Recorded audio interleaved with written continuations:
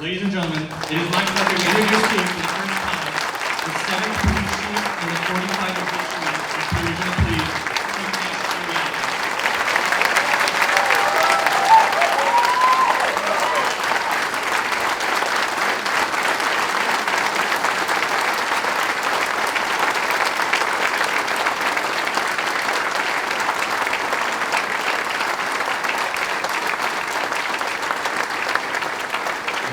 Everybody, please have a seat. It's very kind of you. And as I stand here and I look across the crowd, I keep getting glances of people that are so familiar to me, and I'm so thankful that you're all here. So, Sat Sri Akal, Vanakkam, Assalamu Alaikum, Bonjour, Miigwech, good afternoon, honored dignitaries, Chair Yanika, board members, Mayor Crombie, and I know Mayor Brown is not here, he's out of the country. Elected officials of federal, provincial, municipal, friends, family, community partners, chiefs, senior officers, and the many civilian and sworn members that are here in attendance.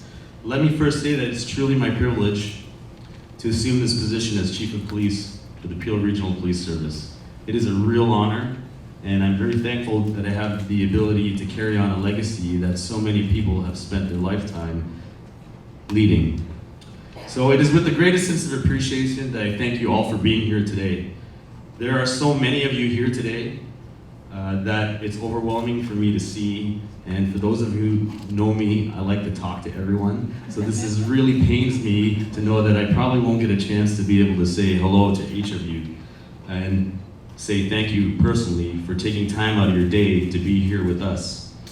So Akil, it's a good thing that this is moving fast, but hopefully that you will enjoy this few words that I have to share with you. That said, thank you to the many Peel police members that are here, the association, the command team, and the many members that have taken the time to get on those buses, to drive on their own, to come here. The chiefs and senior officers, to other first responders that are here. A special note, with the approval of the Commissioner of the Bermuda Police Service, I am very thankful to have some of my close friends here. Inspector Calvin Smith, if you can just wave, Sergeant Terry Trott, Adrian Cook, and they brought this warm weather here. What time's your departure flight? Stick around a little longer if you like. The work which has taken place to make tonight happen, or this afternoon happen, is not because of just one or two people. It's a large crew, and I'm very thankful for that team. If I were to go through each of them, it would just take me forever. So I'm going to thank each of you individually offline, but thank you so much for bringing this together. It's a significant activity, and I broke you in right away, and you have a good insight about who I am and what I like. I met the corporate communications crew this week, and I tend to like to speak off the cuff, which I think stressed them out a little bit, especially when they drop the $10,000 teleprompter in front of you, which I pushed aside. So anyways, we're gonna put it to good use, and I'm thankful for the team. Your Honor, Justice Bale, thank you for your remarkable words. As a friend and as another leader in the justice community, it's amazing to have you beside me. And of course, to the province, the Solicitor General, to the board, thank you so much. I recognize how much of a privilege it is to be in this position, and it's for all, as Chris said, to the 1.4 million citizens, the visitors, the businesses, and the over 40 million anticipated travelers through Pearson annually.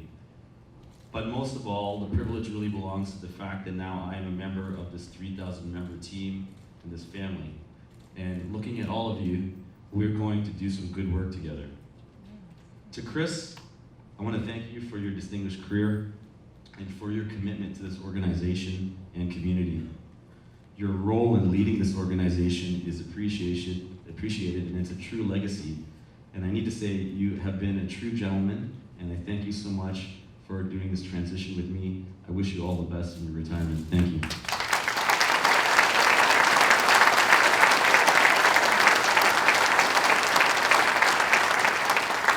Thank you to the board for your confidence in me to take this position, to have carriage of such a remarkable organization, and to serve these remarkable people.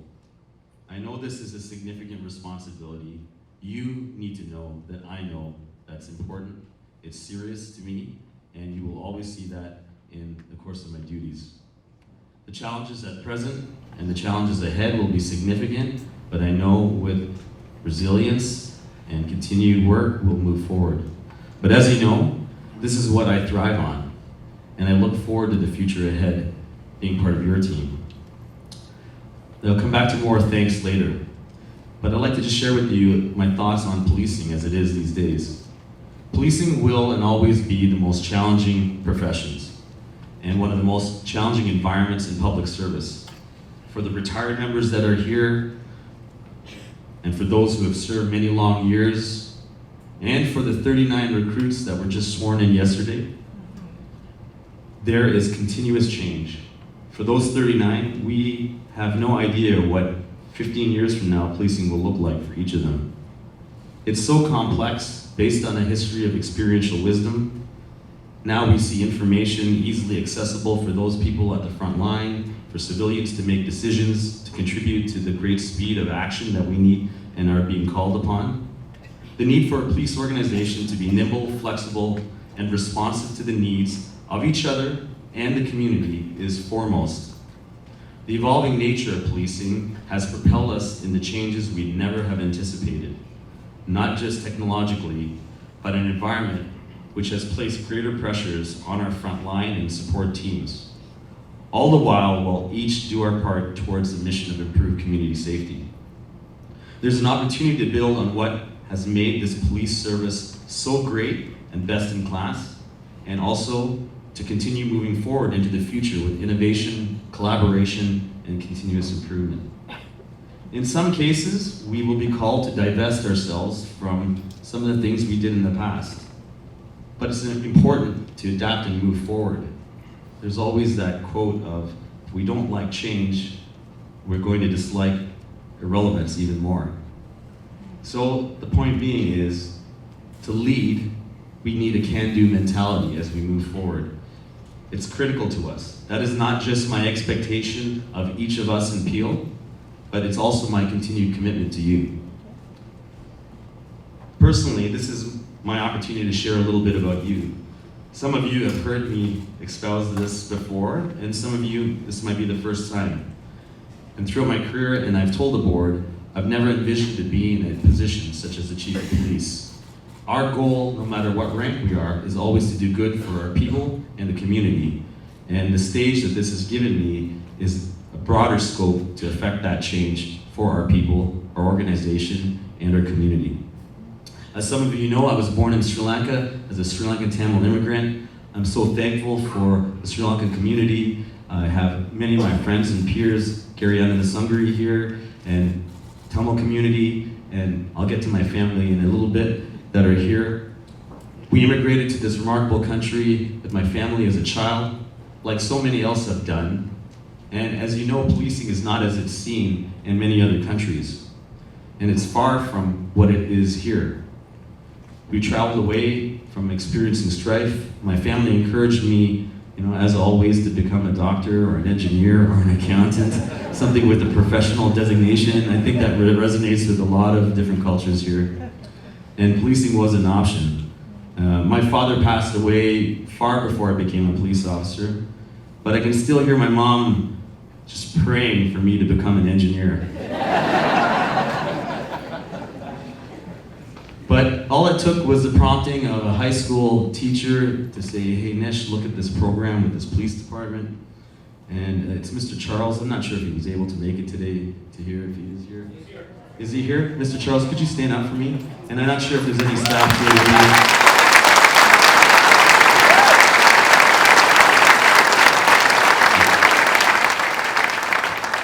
Love you too, man. And I strolled to that library, he sent me this pamphlet, and never thought of policing. It was not even in my mind.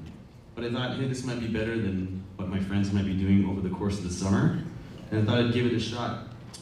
So the next part of the story is that program was called the Peace Program, and it was created by Chief James Harding, who I believe is here too, I hope. he was able to make it.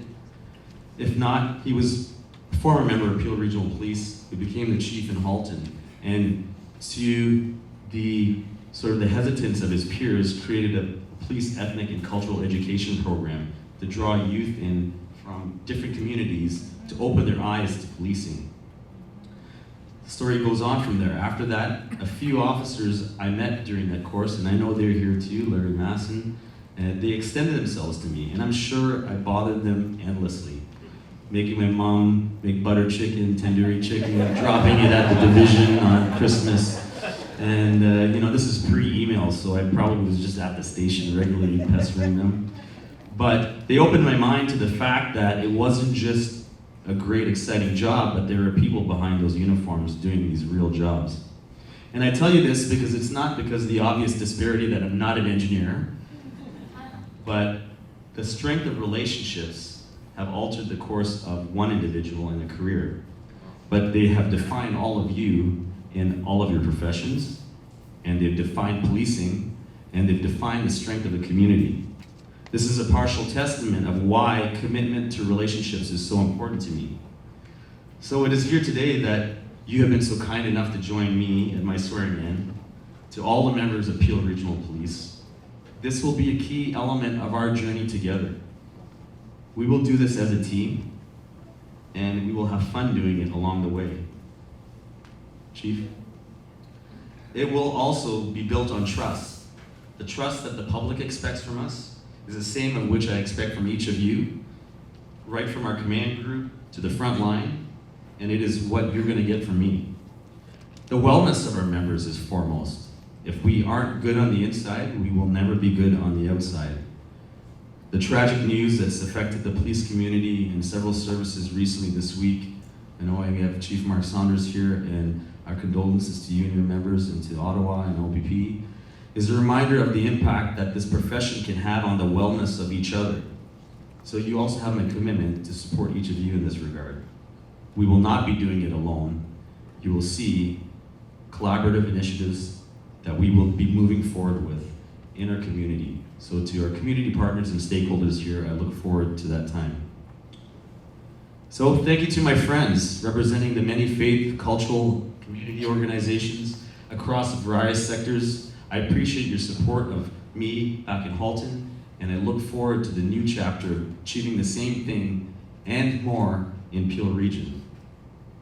I would like to acknowledge, though, that there are there's some key people here in this community. I have my other family, Tiger Jeet Singh, legend, and Tiger Ali Singh and his community, and my brothers, who's also a Halton officer here. I believe, and we're hoping to have my friend Mike Pinball Clemens here. Is he here? Mike?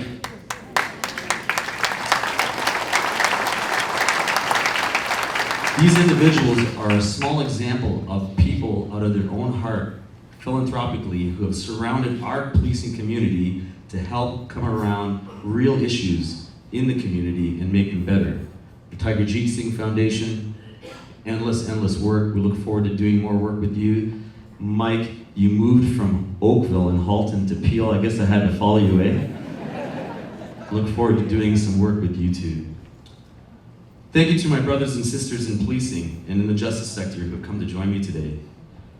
Those that have become my policing family, my Halton family. I could spend all day talking about you. Chief Tanner, Deputy Wilkie, the civilians and sworn of every rank from constable to senior members here today. My lifelong friends, you know who you are. There's too many of you to name. Thank you for honoring the invitation and changing your schedules to be here with me. And of course, to my family, who travel some distance to attend. You can just see the brown rows. You know which ones they are. Thank you for coming on time. Wow.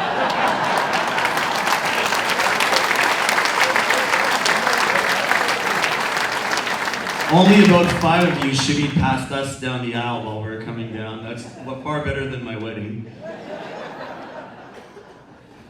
To my mom, thank you. I know if Dad was here, he would be proud. And thank you for your prayerful support. As you know, engineering is not in the stars for me.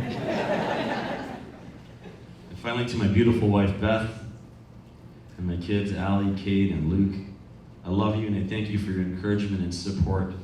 Beth, I want to thank you now publicly for being a part of the significant commitment that we are about to embark on. As I said, I've never envisioned on being the role of a chief, but I do recognize that this is where I am, and this is my commitment, and this is where I want to be with all of you. As I told the board, I will continue to be myself and apply myself as the challenges are ahead. I will continue to be committed to my family and friends and community. I think that is an important example for all of you who are managing work-life balance. We can do this and balance both. I look forward to leading the service. Ingrid, Mark, Randy, Dale, and the broader team, our front line, our senior management group, the association, and all of the remarkable women and men which make it so great. It is my privilege to be your chief. I reflected on this after a friend of mine, who's Commissioner Tom Carrique, took his new role on, said to me, when you stand in front of everybody, take a look down. You cannot see the flashes on the shoulders. What you do see is the uniform and the people in front of you, and that absolutely makes sense to me. You have my full commitment. And to all of you, there's a reminder, while we are all here for me, and I'm so thankful for it, there's a reception to follow, there are officers and civilians out there right now responding to 911, emergency calls, mental health, crisis, youth, taking a stolen property report, to civilians in the background, keeping the wheels rolling. And that is a reminder to all of us that after today, we have a job to do as we continue our pursuit of excellence in policing and a safer community together. Thank you all for supporting me. It's my honor to be this chief of this organization, and I will not let you down. Thank you.